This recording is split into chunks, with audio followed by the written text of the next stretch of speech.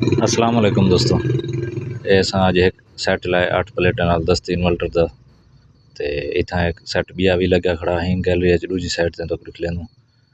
ये पुराना सैट लगा खड़े इनकी इंस्टॉलेशन देखो भला सारे सैट की भी देखो।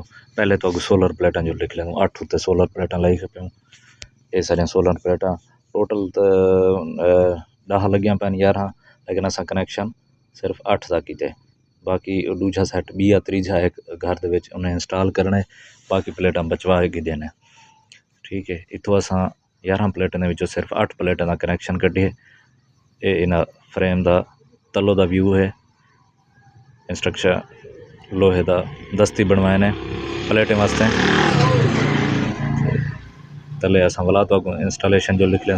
ये सारा इन्वर्टर लगा खड़े दस्ती लोकल बनया होया। सारी इंस्टॉलेशन देखो किमें लगती पई इंस्टॉलेशन भला साइड के उत्ते ये सारे 6.7 एम्पेयर की लोड ही टाइम दी खड़ूँ। ठीक है ना। ये सारा इन्वर्टर ऑन है चलता खड़े। दोस्तों सारी इंस्टॉलेशन चंगी लगी हो चैनल को सब्सक्राइब तो वीडियो को लाजमी लाइक करे। सो अज असां जितना इंस्टॉलेशन की है ये डेरा गाजी खान का इलाका bypass road canal city colony के विच वैसे 7 एम्पेयर की लोड ही टाइम असां दी खड़े हैं। आराम नाल लोड 7 एम्पेयर का सागू देना पे। तो साइड के उत्ते दूजा भी एक सैट पुराना लगा हुआ है उनकी इंस्टॉलेशन देखो। सारी इंस्टॉलेशन फर्क तो दिसे।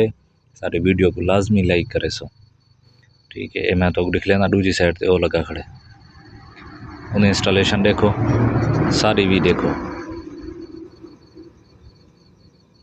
ये सारी इंस्टॉलेशन है सर 7 एम्पेयर की लोड ही टाइम भी इन उत्ते आई पी है। भला भी दोस्तों एक दफ़ा अर्ज है सारी वीडियो सारी इंस्टॉलेशन चंगी लगे चैनल को लाजमी सब्सक्राइब करे। सो